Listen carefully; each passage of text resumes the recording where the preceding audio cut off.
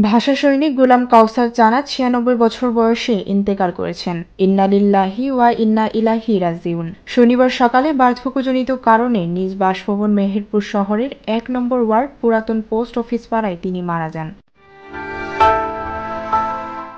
গোলাম কাউসারের ছেলে মেহেরপুর প্রেস ক্লাবের যুগ্ম সাধারণ সম্পাদক জিএফ মামুন লাকী তার বাবার মৃত্যুর তথ্য নিশ্চিত করেছেন। তার ৩ ছেলে ৬ মেয়ে, নাতি-নাতনি ও আত্মীয়-স্বজন সহ অসংখ্য গুণাগ্রহী রয়েছে। রোববার সকাল ১০টায় জানাজার নামাজ শেষে মেহেরপুর পৌর কবরস্থানে এই ভাষা সৈনিককে দাফন করা হবে বলে পরিবারের সূত্রে জানা গেছে।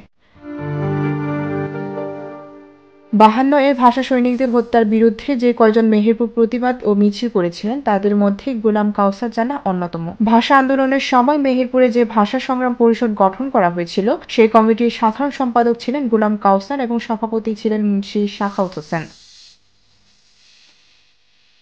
গোলাম কাউসার ১৯৩০ সালে রতনপুর মিশন হাসপাতালে জন্মগ্রহণ করেন। বাবা তিনকড়ি শেখ, মা জয়তুন্নেছা। গোলাম কাউসার জানা ৭১ সালে মহান মুক্তিযুদ্ধে অংশগ্রহণ করেছিলেন, তবে তিনি মুক্তিযুদ্ধে রাষ্ট্রীয় খেতাব পাননি। রাষ্ট্রীয়ভাবে মূল্যায়িত না হলেও প্রতি বছর মেহেরপুর জেলা প্রশাসন মহান ভাষা আন্দোলনকারীদের হাতে সম্মানসূচক ক্রেস্ট ও ফুল তুলে দিয়েছে।